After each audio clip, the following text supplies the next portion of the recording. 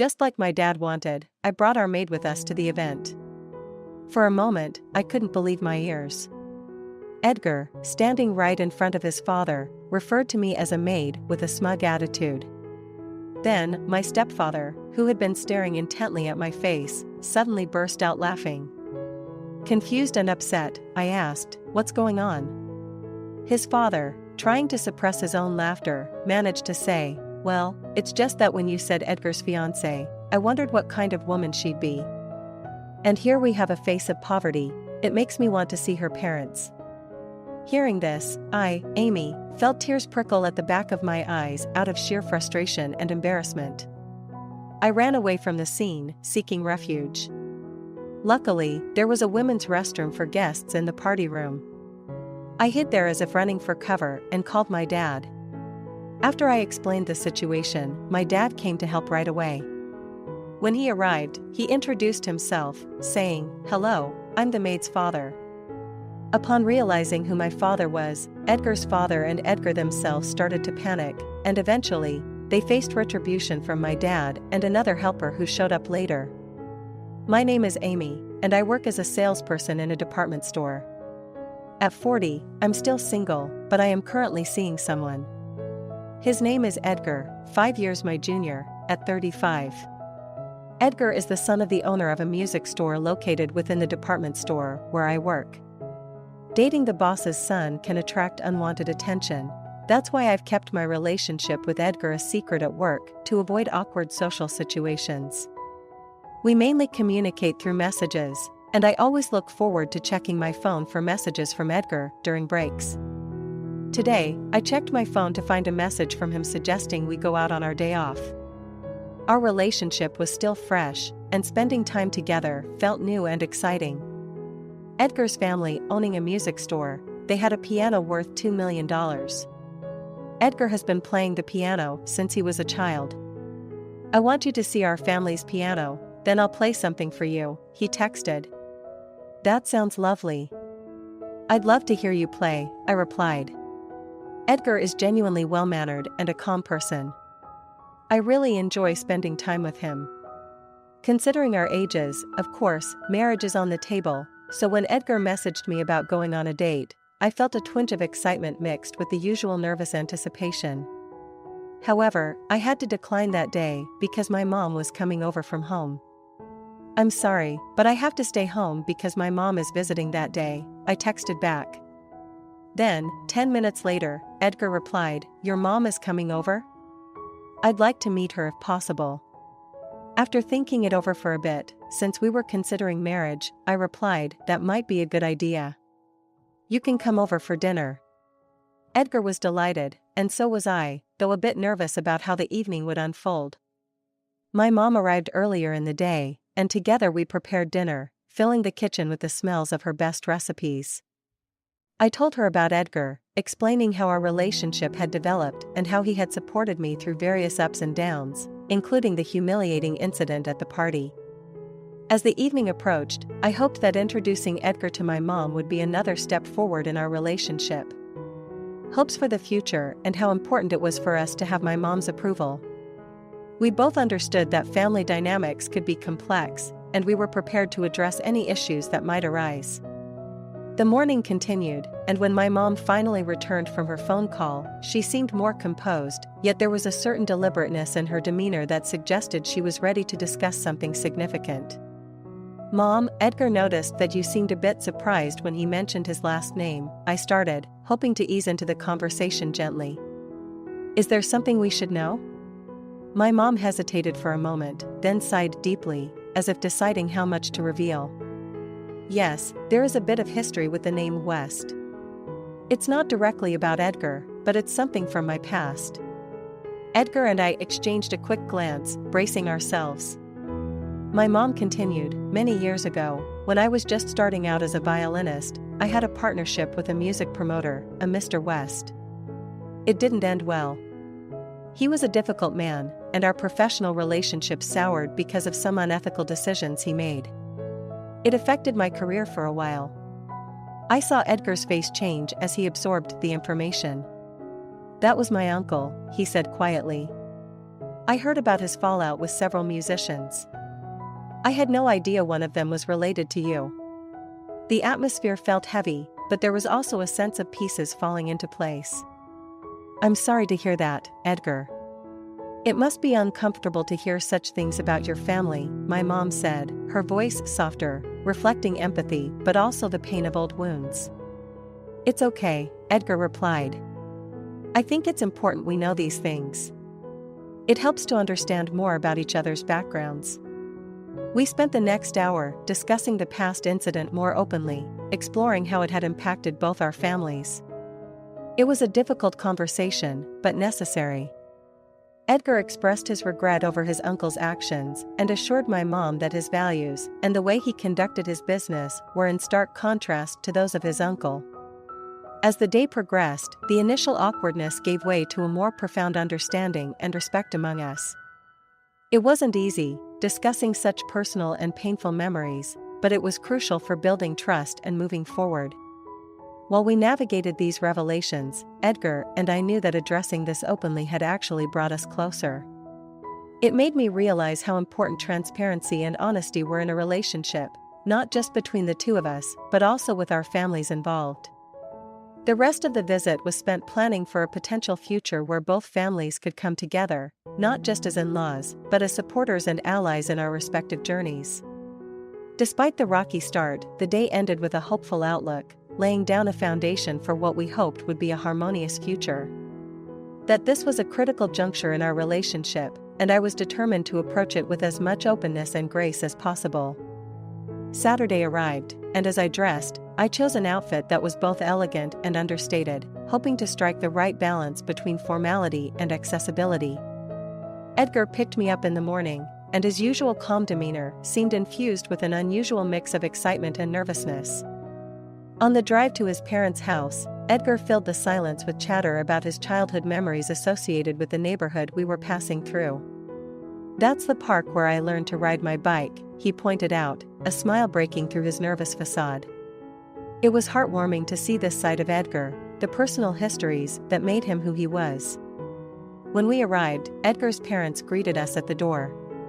His mother, with a warm smile, extended her hand, while his father, a more reserved figure, gave a polite nod. Welcome, Amy. We've heard so much about you, his mother said, ushering us into their home.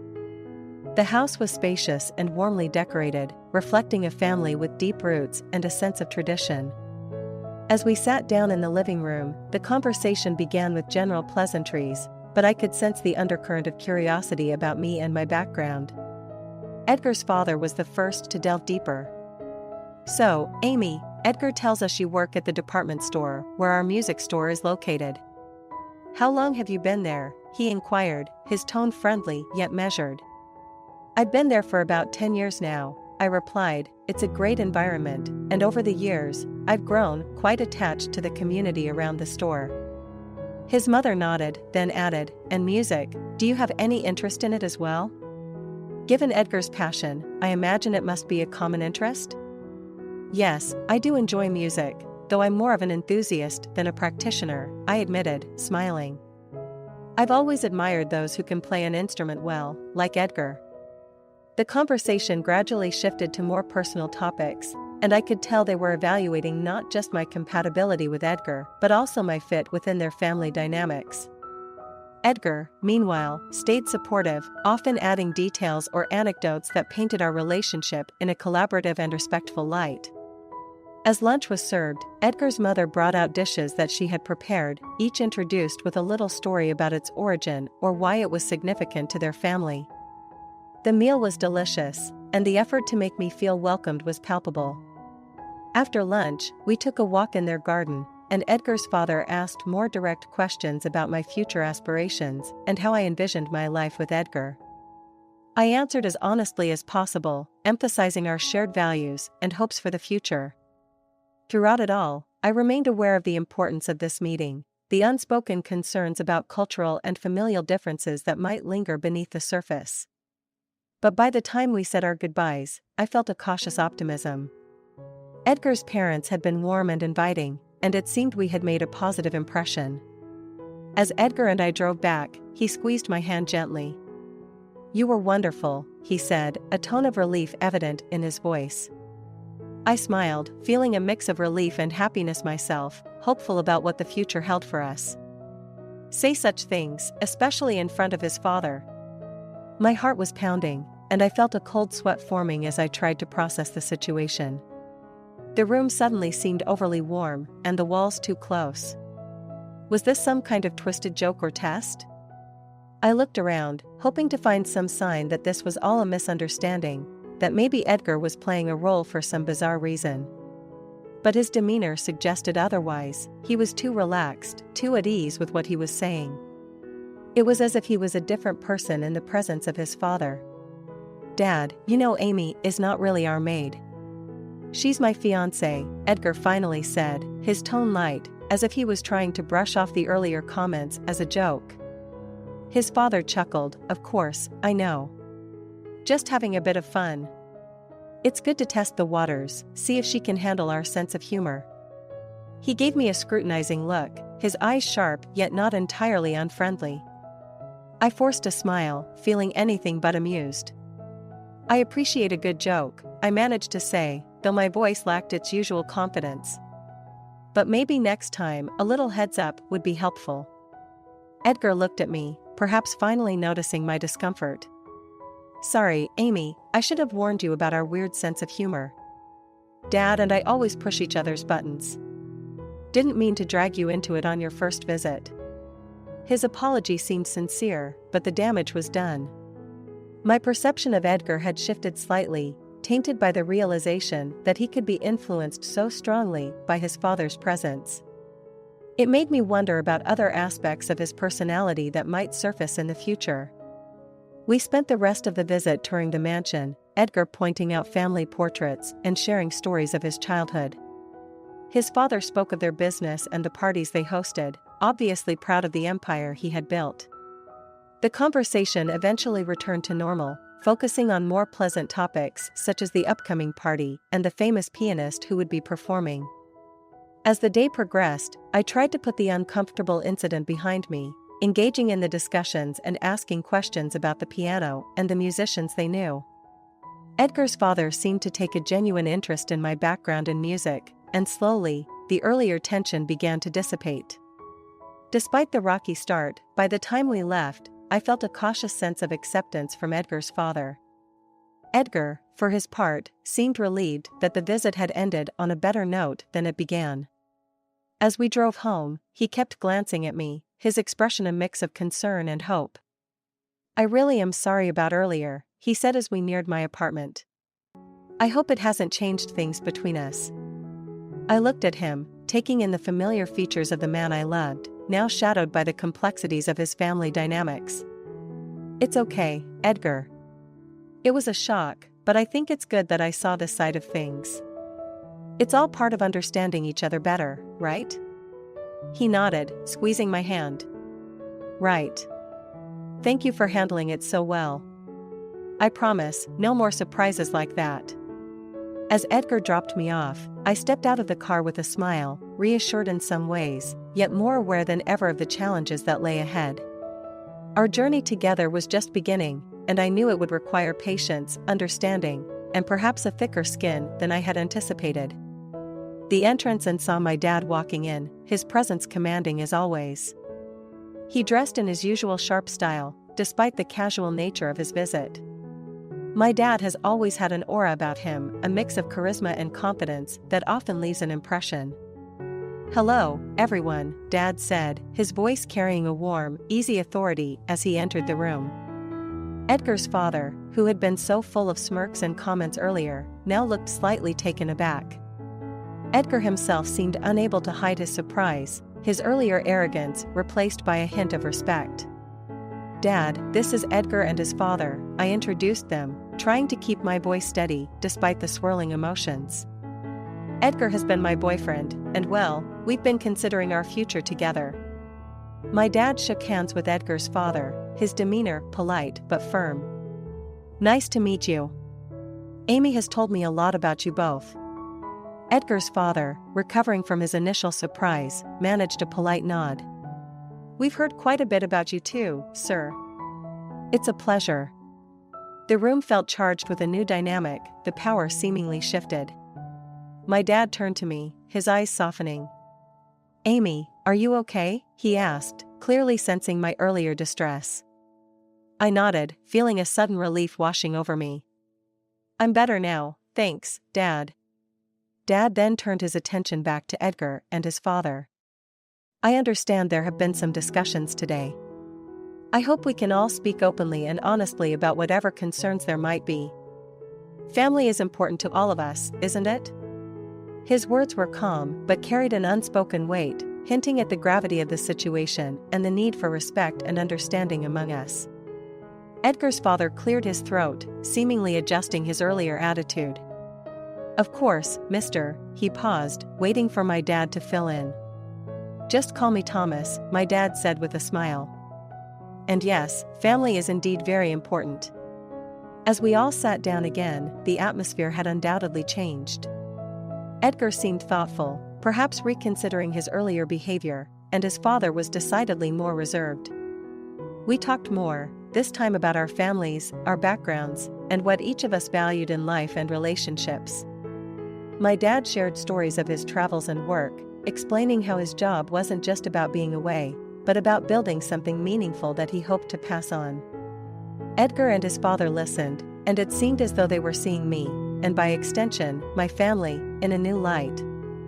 The mocking tone was gone, replaced by a more genuine interest and perhaps a bit of respect. As the afternoon progressed, the initial tension eased into a more comfortable conversation. When it was time for my dad to leave, he gave me a reassuring hug and whispered, "You're doing great, honey. Just be true to yourself, and everything will work out." Edgar walked my dad to the door, and when he returned, his demeanor was more reflective. "Amy, I'm sorry about earlier. It seems I have a lot to learn about family and respect." I nodded, appreciating his honesty. "We all do, Edgar. That's part of being together, learning and growing." As Edgar and his father said their goodbyes later that day, there was a sense of mutual understanding that hadn't been there before. The day had started with misunderstandings and tension, but it ended with a hopeful note, signaling a potential new beginning for all of us. But the respect for each other should come first, regardless of one's background or occupation, my dad continued, his voice calm yet firm, cutting through the tension like a knife. "It's about the person, not just their family or what they do." My father-in-law paused, looking from my dad to me, and then back to Edgar. It was clear that the surprise of my dad's identity had thrown him, and he was now reassessing the situation, perhaps realizing his earlier judgments and comments were not only inappropriate but also quite embarrassing given the circumstances. "I apologize," my father-in-law finally said, his voice subdued. "We may have gotten off on the wrong foot here. It's no excuse, but I suppose we let our assumptions get the better of us." Edgar, who had been silent, finally spoke up, his voice a mixture of frustration and reflection. "I'm sorry too, Amy. I didn't mean to make you feel unvalued or misunderstood. It's been a stressful day, and I guess I wasn't at my best." I nodded, acknowledging his apology, but still feeling the sting of the day's events. It was clear that both Edgar and his father were now seeing things in a new light, thanks to my father's presence and his composed handling of the situation. Dad looked around, then smiled slightly. "Now, how about we reset this visit? I'm actually quite interested to learn more about this famous piano of yours, and maybe share some stories about music. After all, isn't that a passion we all share here?" This suggestion seemed to ease the atmosphere further. Edgar's father, perhaps eager to move past the earlier faux pas, led the way to the party room where the piano stood. "Of course, Mr. Jones. Let's turn this evening around." As we followed, I felt a mix of emotions. Part of me was relieved to see the situation defusing, yet I was also aware of how quickly things had turned and how easily they might again if we weren't careful. Edgar stayed close to me, his demeanor changed from earlier. It seemed he was beginning to understand the depth of his actions and the impact of his words. In the party room, my dad approached the grand piano, inspecting it with an expert eye before sitting down at the bench. He played a few notes, the sound filling the room, beautiful and clear. The mood lightened as music, the universal language, smoothed over the remaining tension. Edgar watched, and I could see a new respect in his eyes, not just for my father, but for me as well. "I never knew music could do that," he whispered to me. "It can," I whispered back. "Music tells more than just stories. It heals, it connects, it understands." As the evening progressed, we all talked more openly, sharing stories and experiences. My father-in-law expressed his genuine apologies for his earlier behavior and his appreciation for the music and the moment we were sharing. It was a reminder of how quickly things could change, for better or worse, and the importance of understanding and respect in all relationships, especially those that are meant to last a lifetime. My mom earlier when he suspected things were going awry, ensuring she would be present if needed. Her sudden appearance only added to the already tense atmosphere. My mom walked directly up to Edgar's father, her expression stern and unwavering. "I've been listening to how you've been treating Amy, and I'm appalled. Did you really think treating someone like a servant was a welcoming way to bring someone into your family?" Edgar's father stuttered, trying to compose a reply, but my mom continued, her voice firm and clear. "And you, Edgar, how could you let this happen? You claim to love Amy, yet you stand by as your father makes these disgraceful comments and plans?" Edgar looked from his father to me, his face showing the turmoil within. "Mom, it's not like that. I was trying to." "Trying to what, Edgar?" "Make it easier by not standing up for her," my mom interjected, her disappointment evident. Feeling the weight of everyone's gaze, Edgar finally spoke up, his voice shaky. "No, that's not it. I didn't want this. I love Amy for who she is, not as a maid. I swear, it just got out of hand." My dad, still stern, turned to Edgar's father. "You've heard what your son just said. This isn't just about a misunderstanding. This is about respect and treating people properly. You can't expect to run a household or a business if you treat people this way."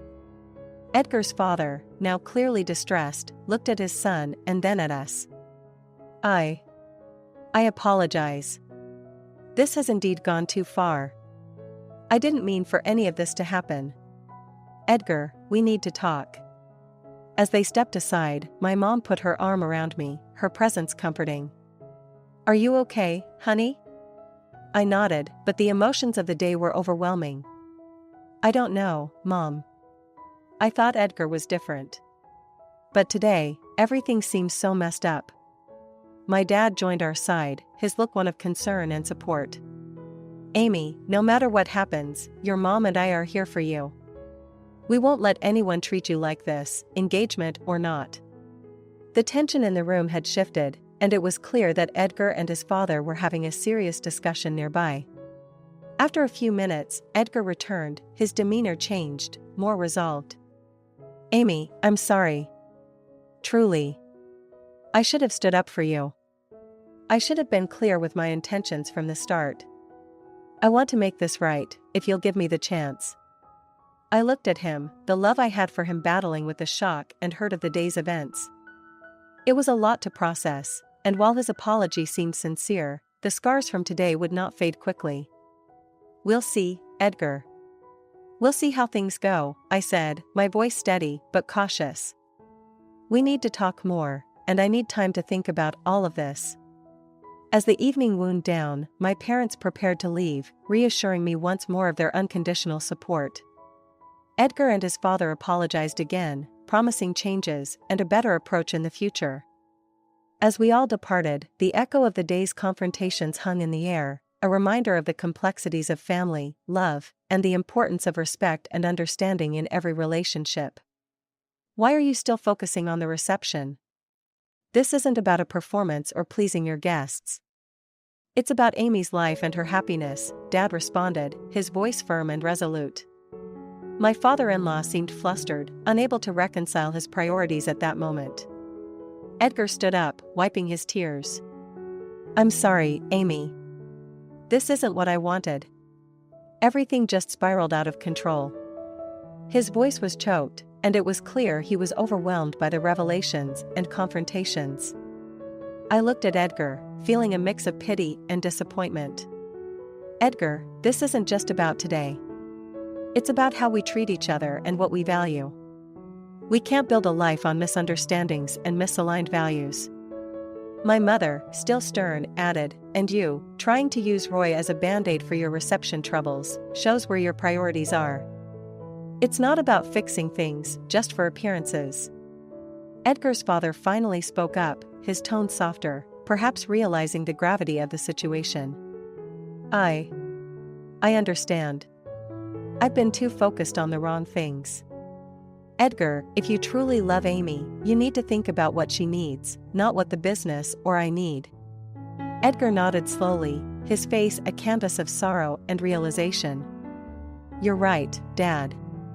And Amy, I do love you. I just got caught up in all this mess. My father, having been silent for a moment, then addressed everyone. It's clear there's a lot to think about. Maybe it's best if we all take a step back tonight. Let's give each other some space to think and figure out what we truly want from this. My mom agreed, yes, that's wise. Amy, your father and I will always support your decisions.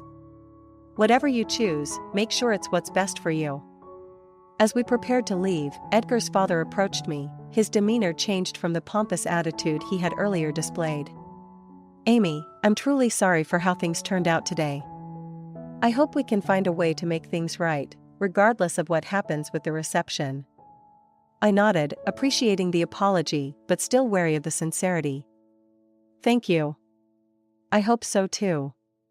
As we walked out, Edgar followed us to the car. Amy, please think about us. I know I've made mistakes, but I don't want to lose you. I looked at him, the moonlight casting shadows across his face, highlighting the genuine regret in his eyes. I'll think about it, Edgar. That's all I can promise right now. The car ride home was quiet, each of us lost in our thoughts. The weight of the day's events hung heavy, a stark reminder of how quickly life could change and how important it is to choose partners who respect and support you, not just in the good times but especially in the challenging moments. As we arrived home, I felt a sense of relief. The comfort of being with my parents, who understood and supported me unconditionally, filled me with gratitude. I knew that whatever decision I made about Edgar, it would be with a clear mind and a firm understanding of what I deserved in a partner. But it was necessary given the circumstances.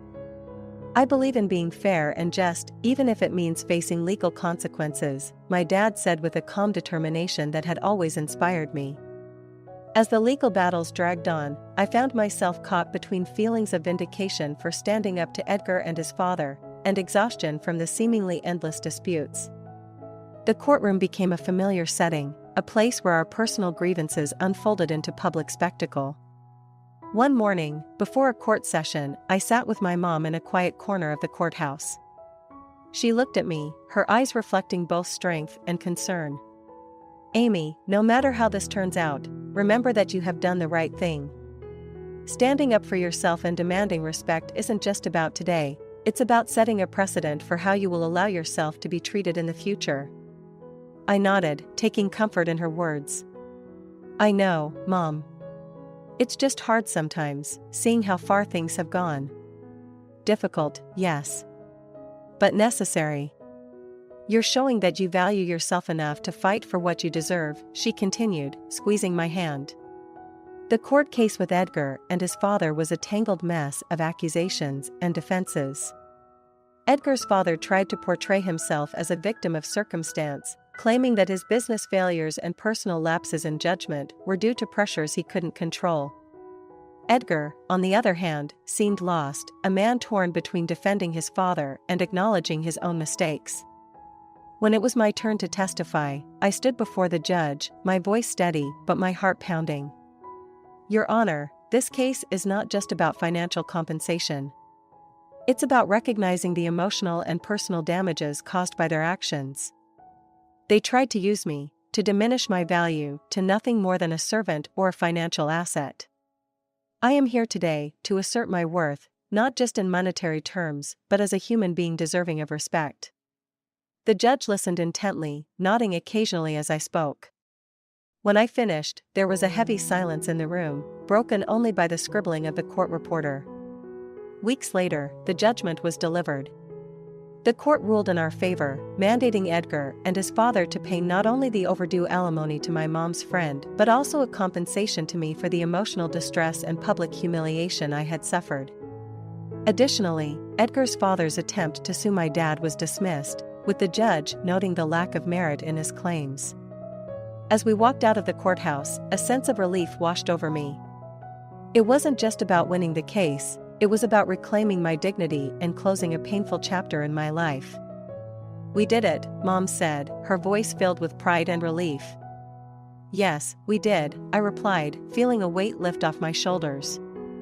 I knew there would be more challenges ahead, but with the support of my family and the strength I had found within myself, I felt ready to face them, knowing that I had already overcome one of the hardest battles of my life. Sitting in the audience, watching my father take the stage, was a profound moment for me. The concert hall, filled with the soft murmur of an expectant crowd, seemed to hush even further as he sat down at the piano. As his fingers began to dance across the keys, the melody filled the room, enveloping us in a world crafted by his talent and passion. It was a beautiful reminder of what had remained constant through all the tumult of recent months: my father's dedication to his art. As he played, I looked over at my mom, who was watching him with a mixture of pride and joy. I realized then how much of their lives they had devoted not just to their music, but to supporting me through my own trials, even when it meant facing off against my former in-laws in court. The strength they showed, the unity they presented, was something that I now understood I had taken for granted. The music flowed through pieces I knew had been favorites of both my parents over the years. Each note seemed to tell a story, reflecting journeys taken and lessons learned.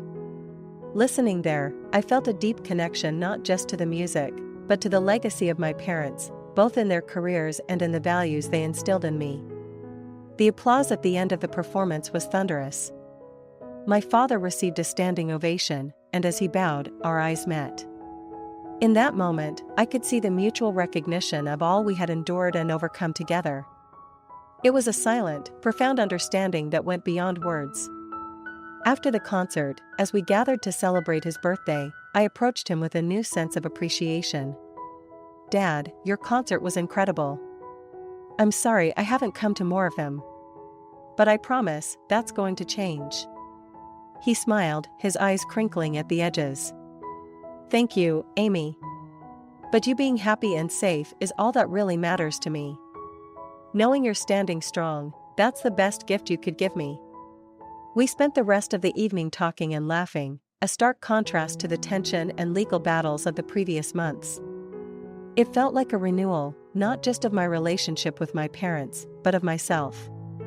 I had come through a fire and emerged stronger, and now I understood that my parents' legacy wasn't just in their music or their success, but in their resilience, their integrity, and their unyielding support for me. Leaving the venue later that evening, I felt a peace I hadn't known in a long time.